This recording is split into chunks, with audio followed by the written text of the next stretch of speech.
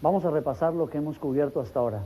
Quiero que recuerde que este es un proceso y cada paso es vital para que usted pueda entender lo que Dios quiere enseñarle.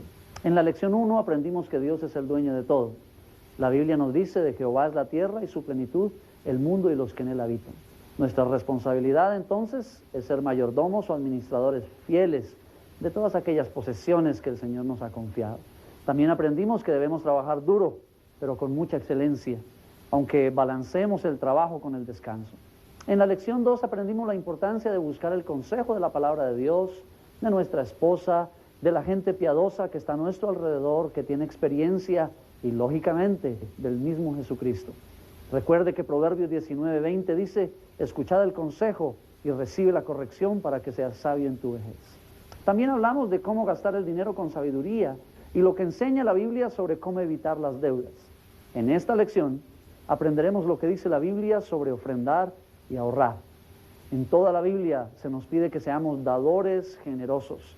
De hecho, hay muchos versículos sobre el dar, que tal vez sobre cualquier otro tema relacionado con el dinero en la Biblia. Ahora bien, desde la perspectiva de Dios, es importante que demos con la actitud correcta. Subraye esta frase, actitud correcta, porque el dar tiene que servirle de algo al dador. Debe hacerse con una actitud de amor. En 1 Corintios capítulo 13, verso 3, leemos, si repartiese todos mis bienes y no tengo amor, de nada me sirve. Resulta difícil imaginar algo más digno de elogio que el hecho de que alguien lo dé todo a los pobres, ¿no es verdad? Pero si se hace sin amor, no le resulta beneficioso en absoluto. El Señor puso un ejemplo de dar motivado precisamente en el amor. La Biblia dice en Juan 3:16, porque de tal manera amó Dios al mundo, que ha dado a su Hijo unigénito. ¿Se ha dado cuenta del orden que aparece aquí? ¿Cómo Dios amó? Dando. La única forma de dar siempre es con amor, y es como si fuera un regalo para nuestro Salvador Jesucristo. Él es nuestro Creador, nuestro Salvador, nuestro proveedor, sustentador fiel. Podemos expresarle nuestro amor y gratitud dándole nuestros dones. Pongamos un ejemplo. Cuando se recoge una ofrenda en la iglesia, debemos recordar que el dar debe ser parte de nuestra experiencia de adoración a Dios. Pero quiero que recuerde una cosa. Cuando los adoradores hablan con la congregación, hablan de una correcta actitud para adorar a Dios. Cuando predicamos, tenemos que tener una correcta actitud para predicar. Cuando evangelizamos, igualmente necesitamos una correcta actitud. Así que yo le pido, examínese usted mismo. ¿Cuál es su actitud al ofrendar? ¿Lo hace por deber o por placer? ¿Lo hace por generosidad o por interés? ¿Le da usted al Señor con un corazón lleno de amor? Es muy importante que usted pueda dar con la actitud adecuada. Y no olvide, la Biblia nos muestra todos los caminos claramente de cómo nosotros podemos tener una buena actitud cuando hablamos de ofrendar para nuestro Señor. Yo creo que también es muy importante desarrollar el hábito de darle primero a Dios antes de gastar nuestros ingresos en otras cosas. Proverbios 3:9 nos dice, honra a Jehová con tus bienes y con las primicias de todos tus frutos. Darle primero al Señor es una forma de recordar de que Dios es el dueño de todo y de que Él es nuestro fiel proveedor. Nos ayuda a poner al Señor en primer lugar en nuestras vidas. Veamos ahora lo que dicen las Escrituras sobre la cantidad que debemos dar. Las raíces de nuestras ofrendas en la iglesia se encuentran en la práctica del diezmo, dar a Dios el 10% de nuestros ingresos. Por ejemplo, si un granjero obtiene 10 sacos de grano, le da al Señor uno de ellos. Cuando el pueblo de Dios desobedeció este principio, se consideró que le había robado al mismo Dios. En Malaquías 3, versos 8 y 9, dice el Señor, pues vosotros me habéis robado en vuestros diezmos y ofrendas. Malditos sois con maldición, porque vosotros, la nación entera, me habéis robado. Además de dar el diezmo, el pueblo de Dios daba ofrendas. La Biblia presenta la idea básica de dar diezmos y ofrendas y nos enseña a dar en proporción a lo que recibimos. Cuanto más recibimos, más deberíamos dar. Jesús también elogió las ofrendas sacrificiales. Escuche lo que dijo en Marcos 12, 43 y 44 sobre una viuda pobre que solo tenía 2 moneditas. Dijo esto el Señor Jesús, De cierto os digo que esta viuda pobre echó más que todos los que han echado en el arca, porque todos han echado de lo que les sobra, pero esta de su pobreza echó todo lo que tenía, todo su sustento. Nosotros estamos convencidos de que en la iglesia del Nuevo Testamento, un diezmo o el 10% de nuestras entradas es la cantidad mínima que le deberíamos dar al Señor. Y además de eso, tenemos el privilegio de dar más que el diezmo, según el Señor nos prospere y nos dirija. Exploremos ahora algunas ventajas del dar. Según Dios, si se da algo con la actitud adecuada, el dador llega a beneficiarse más que el receptor. Hechos 20:35 dice que debemos recordar las palabras del Señor Jesús que dijo, más bienaventurado es dar que recibir. Al estudiar las Escrituras, vemos que el dador se beneficia de 4 maneras. La primera, y más importante, dar acerca nuestros corazones a Cristo. Mateo 6:21 nos dice, porque donde esté vuestro tesoro, allí también estará vuestro corazón. Es por eso que es tan importante que cada vez que nosotros damos una ofrenda, no se lo demos a la iglesia o al pastor, sino se lo demos a Cristo. Cuando usted se la da a Él, su corazón se acerca al Señor automáticamente. Usted acaba de ver que dar es una expresión externa de una condición espiritual interna y que el dar con la actitud correcta incrementa su intimidad o compañerismo con Dios. Un segundo beneficio del dar es que desarrollamos un carácter piadoso. Nuestro Padre Celestial quiere conformar nuestro carácter al de su Hijo. El carácter de Cristo es el de un dador generoso. Por desgracia, los humanos somos egoístas por naturaleza. El dar al Señor nos ayuda a cambiar y a convertirnos en personas muy generosas. La tercera ventaja para el dador es la oportunidad de invertir en la eternidad. En Mateo 6:20 dice el Señor, haceos tesoros en el cielo, donde ni la polilla ni el orín corrompen, y donde los ladrones no minan ni hurtan. El Señor nos dice que en el cielo hay algo parecido a un banco. Mire lo que le escribió el apóstol Pablo a algunas personas que habían ofrendado para él. No es que busque dádivas, sino que busco fruto que abunde en vuestra cuenta. Les estaba diciendo que todos tenemos una cuenta en el cielo. Cuando damos, estamos haciendo un depósito en nuestra cuenta celestial, de la que podremos disfrutar eternamente. Cuando muramos, no nos podremos llevar nada de esta tierra, y eso es muy seguro. Pero dando, podemos enviarlo al cielo por adelante. Jim Elliot, un misionero que entregara su vida en las junglas del Ecuador, escribió una vez en su diario lo siguiente: no es tonto aquel que da lo que no puede retener para ganar lo que no puede perder. Finalmente, para terminar, debemos mencionar que la cuarta ventaja es que dar resulta también en un incremento material que regresa al dador. Proverbios 11, 24 y 25 dice, hay quienes reparten y les es añadido más, y hay quienes retienen más de lo que es justo, pero vienen a pobreza. El alma generosa será prosperada, y el que saciare, él también será saciado. Más adelante en la Biblia, el Señor nos dice el porqué de ese crecimiento material que vuelve al dador. Escuche con cuidado este pasaje importante. El que siembra generosamente, también generosamente cosechará.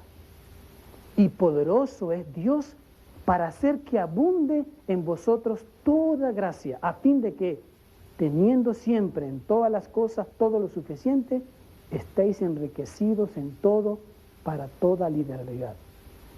2 Corintios 9, 6 al 11. Este pasaje nos enseña 3 cosas. Primero, Dios le devuelve con creces al dador. Oiga, el que siembra generosamente, también generosamente cosechará. En segundo lugar, Dios hace que el aumento supla las necesidades del dador. Y poderoso es Dios para hacer que abunde en vosotros toda gracia, a fin de que teniendo siempre en todas las cosas todo lo suficiente. En tercer lugar, Dios produce ese aumento para que el dador pueda dar aún más, para que estéis enriquecidos en todo para toda liberalidad. El crecimiento económico del creyente se produce por razones muy diferentes al incremento económico del impío. El Señor produce un aumento en nuestras finanzas para suplir nuestras necesidades y para que podamos dar aún más. Dios no nos da más para que nos lo gastemos en nosotros mismos. Dar para recibir es dar por interés y es dar con una actitud incorrecta. A pesar de que habremos de disfrutar de un incremento económico, todavía debemos aprender a dar por amor y para honrar el nombre del Señor.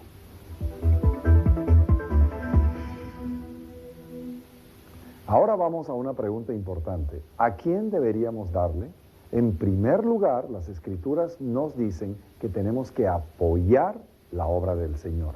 Así también ordenó el Señor a los que anuncian el Evangelio que vivan del Evangelio. Primera de Corintios 9:14. Es particularmente importante darle a nuestra iglesia local y proveerle un salario digno a nuestros líderes. Los ancianos que dirigen bien sean tenidos por dignos de doble honor, mayormente los que trabajan en predicar y enseñar, pues la Escritura dice, digno es el obrero de su salario. Primera de Timoteo 5, 17 al 18. Dios nos dice que demos también a los pobres. Hay cientos de versículos que hablan de atender las necesidades de los pobres. Aquí tenemos unos cuantos. El que oprime al pobre afrenta a su hacedor, mas el que tiene misericordia del pobre lo honra.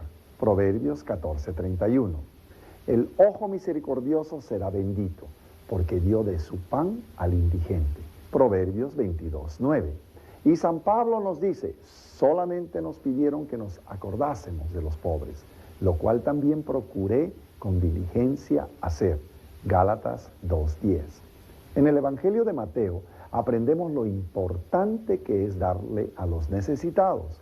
Fíjese cómo el Señor Jesucristo, el Salvador del mundo, se identifica con los pobres. Entonces el rey dirá, tuve hambre y me disteis de comer, tuve sed y me disteis de beber. Entonces los justos le responderán diciendo, Señor, ¿cuándo te vimos hambriento y te sustentamos?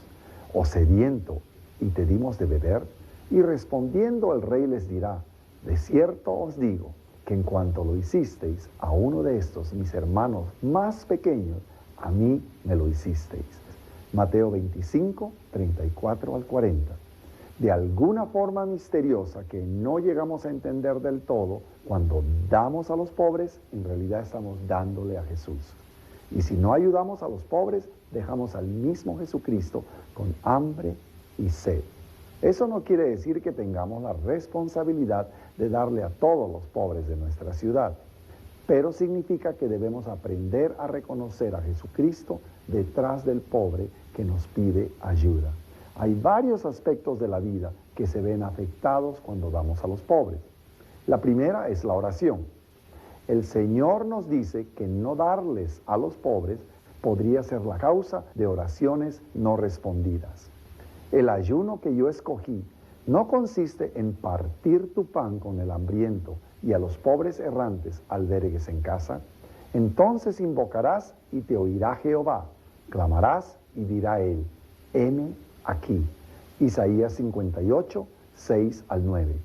Y escuche lo que dice Proverbios 28, 27. Al que da al pobre no tendrá pobreza, mas el que aparta sus ojos tendrá muchas maldiciones. Mi oración es que yo pueda hacerme eco de la afirmación de Job, porque yo libraba al pobre que clamaba, y al huérfano que carecía de ayudador, y al corazón de la viuda yo daba alegría, a los menesterosos era padre, y de la causa que no entendía me informaba con diligencia. Job 29, 12 al 16. Todos sabemos lo importante que es abrochar los botones correctamente. Si el primer botón está mal abrochado, los demás también lo estarán. Lo mismo pasa con sus finanzas. Si no se abrocha primero el botón del dar, si no desarrolla una actitud correcta hacia sus posesiones, los demás botones del dinero no estarán en el lugar correcto. Comience a dar fiel y generosamente y con un corazón lleno de amor. Le prometo que nunca lamentará esa decisión.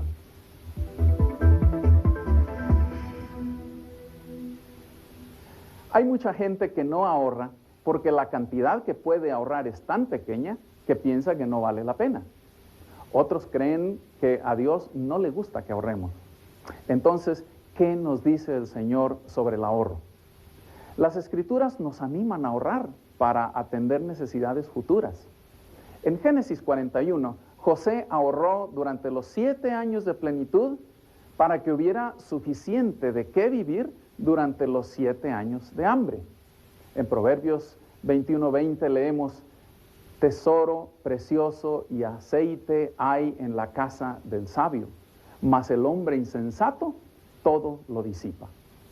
No hay que ganar un montón de dinero para que valga la pena ahorrar. El único secreto es ahorrar con constancia. Las hormigas son criaturas pequeñas, incapaces de ahorrar grandes cantidades, pero se las llama sabias porque guardan para las necesidades futuras. Ve a la hormiga, oh perezoso, mira sus caminos y sé sabio, la cual no teniendo capitán, ni gobernador, ni señor, prepara en el verano su comida y recoge en el tiempo de la siega su mantenimiento. Proverbios 6, del 6 al 8. Comience por la cantidad que usted pueda permitirse ahorrar para desarrollar el hábito y comenzar a establecer una reserva. El principio fundamental para ahorrar con éxito es gastar menos de lo que se gana. Entonces ahorre la diferencia durante un periodo de tiempo. Proverbios 21:5 dice: los planes del diligente ciertamente tienden a la abundancia, pero todo lo que se apresura alocadamente, de cierto va a la pobreza.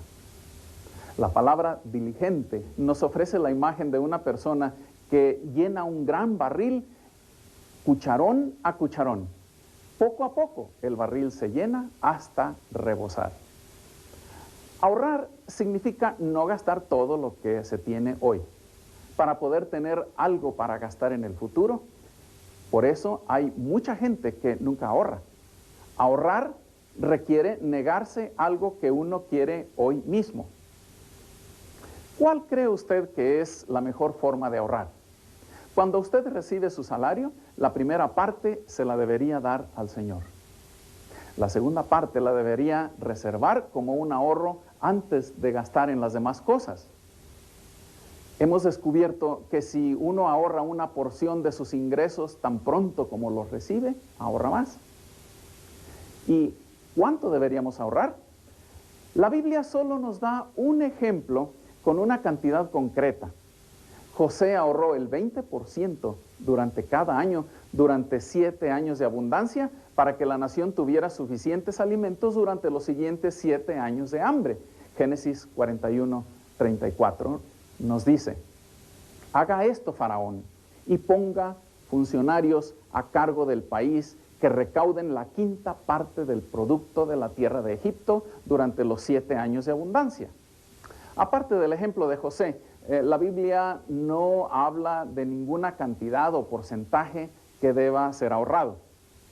Pero nosotros le recomendamos que trate de ahorrar por lo menos entre el 5 y el 10% de sus ingresos.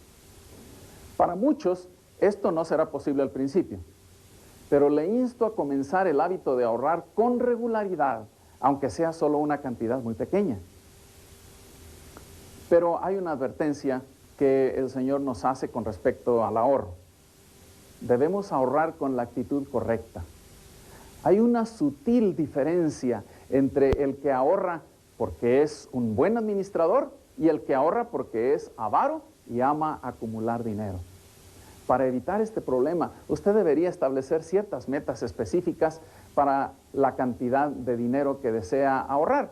Y una vez que ha llegado a esa cantidad, digamos 2 o 3 salarios mensuales, Usted puede ahora dejar de acumular y comenzar a apoyar más fuertemente la obra del Señor, como nos los enseña 2 de Corintios 8:14. Sino para que en este tiempo, con igualdad, la abundancia vuestra supla la escasez de ellos, para que también la abundancia de ellos supla la necesidad vuestra, para que haya igualdad. Ahora bien, hay muchas formas de ahorrar.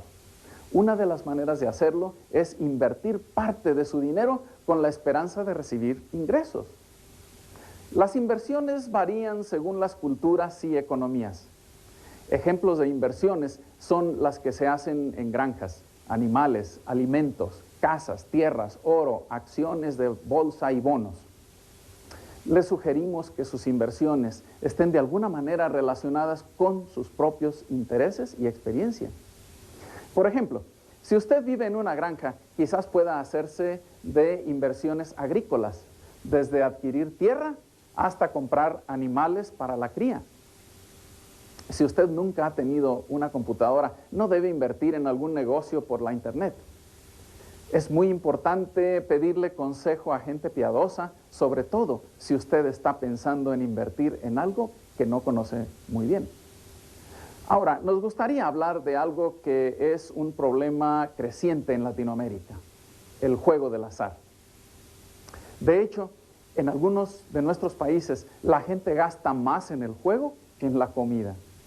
Y lamentablemente, el número de personas que son adictas al juego está creciendo rápidamente, sobre todo entre los jóvenes.